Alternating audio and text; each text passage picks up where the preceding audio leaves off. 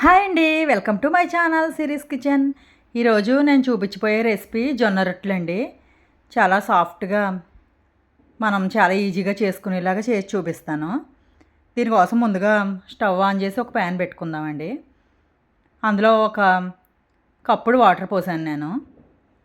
అందులో కొంచెం సాల్ట్ వేసుకుందాం.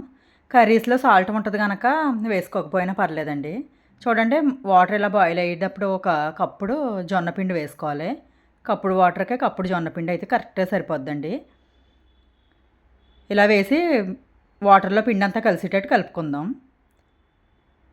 స్టవ్ ఆపేసి కలుపుకోవాలండి. ఇలా కలిపేసుకుని దీన్ని మూత పెట్టేసుకోవాలండి. చూడండి, ఇలా కలిసింది కదా పిండి వాటర్లో. మూత పెట్టేసుకుందాం.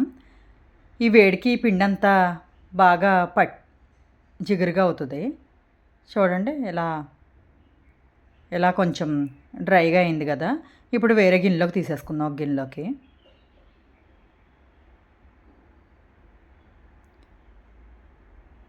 దీన్ని బాగా కొంచెం గోరువెచ్చగా ఉండగానే బాగా కలుపుకోవాలండి. పిండి బాగా జిగురుగా వచ్చి మనం చపాతీలు ఎలా చేసుకుంటామో అలా చేసేసుకోవచ్చు ఇలా చేసుకుంటే పిండిని. జొన్న రొట్టెలు అందరికీ ఇలా కొట్టడం ఇలా చేయడం రాదు కదండి, నాకు కూడా రాదు. అందుకే నేను ఎప్పుడు జొన్న రొట్టెలు అయినా ఇలాగే చేసుకుంటాను. చూడండి, పిండి ఒక 10 మినిట్స్ వరకు బాగా ఒత్తుకోవాలి, బాగా జిగురు రావాలి పిండి. ఇప్పుడు ఇలా చిన్న చిన్న మనం చపాతీ పిండి ఎలా చేసుకుంటామో అలా చిన్న చిన్న ఉండల కింద చేసేసుకుని మనం చపాతీ కర్రతో చేసుకోవచ్చండి ఈజీగా. జొన్న రొట్టెలు చేయడం రాని వాళ్ళు కూడా ఇలాగ ఈజీగా చేసుకోవచ్చు. చూడండి, ఇలా ఒక పిండి ముద్దను తీసుకుని బాగా ఒత్తుకోవాలంటే అది బాగా జిగురు రావాలి. చూడండి, ఇలా జిగురుగా అయ్యాక కొంచెం పిండి ఎక్కువ తీసుకోండి. కొంచెం పిండి ఎక్కువ వేసుకుంటే ఆ జిగురుగా అంటుకోదు. మామూలుగా మనం చపాతీ ఎలా చేసుకుంటామో అలాగా చేసుకోవడమేనండి. చూడండి, ఇలా పల్చగా మనం ఎలా చేస్తే అలా వస్తాయండి ఈ విధంగా చేసుకుంటే. నేను ఎప్పుడూ జొన్న రొట్టెలు ఇలాగే చేసుకుంటానండి. డిన్నర్‌కి రైస్ వద్దు, షుగర్ ఉన్న వాళ్ళు కానీ జొన్న రొట్టెలు తినాలనుకున్న వాళ్ళకి జొన్న రొట్టెలు చేయడం చాలామందికి రాదు కదండీ. ఇలా ట్రై చేయండి ఒకసారి. ఇలా మనం ఎంత పలచగా చేసుకుంటే అంత పలచగా వస్తాయండి, మనం చెప్పినట్టుగా వస్తాయి. కాకపోతే ఇది పట్టించుకున్న పిండి అయితేనే వస్తాయండి. మనం ప్యాకెట్లు కొనుక్కొని మీరు ట్రై చేయొద్దు, అస్సలు రాదండి. మనం పచ్చజొన్నలు తెప్పించి కడిగి ఆరబెట్టి పిండి పట్టించాను నేను. ఆ పిండి అయితేనే బాగా జిగురు వస్తుంది. మనం ప్యాకెట్ పిండి అసలు జిగురు ఉండదండి.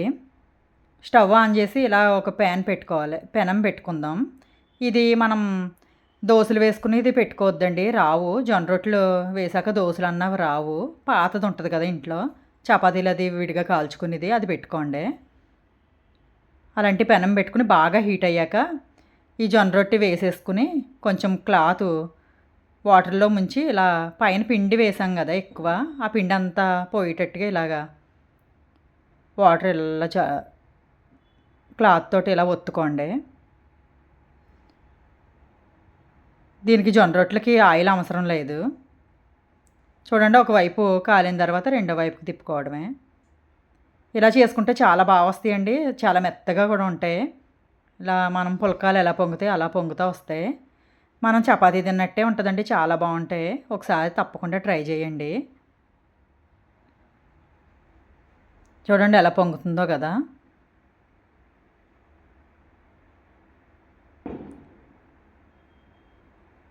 ఇలా కాల్చుకోవడమేనండి. ఇలా బాగా ఒకవైపు కాలాక రెండో వైపుకి తిప్పుకొని ఆ వాటర్ క్లాత్ పెట్టాం కదా మనం, అదంతా తడిపోయేదాకా కాల్చుకోవాలండి. చూడండి, ఇలా కాలింది కదా, సరిపోద్ది. ఇలాగే మిగిలినవి అన్నీ చేసి కాల్చుకుందాం. ఏదైనా గ్రేవీ కర్రీతో కానీ పప్పుతో కానీ తీసుకుంటే జొన్న రొట్టెలు చాలా బాగుంటాయి. నేనైతే మటన్ కర్రీతో తీసుకున్నానండి, చాలా బాగా వచ్చినాయి. చూడండి ఎంత సాఫ్ట్గా ఉన్నాయో. మనకు ఉదయం చేసుకుంటే సాయంత్రం వరకు కూడా ఇలా మెత్తగానే ఉంటాయండి. తప్పకుండా పిండి పట్టించుకుని మీరు కూడా ఇలా ట్రై చేయండి. మనం ఆడించుకున్న పిండి అయితేనే బాగుంటుంది.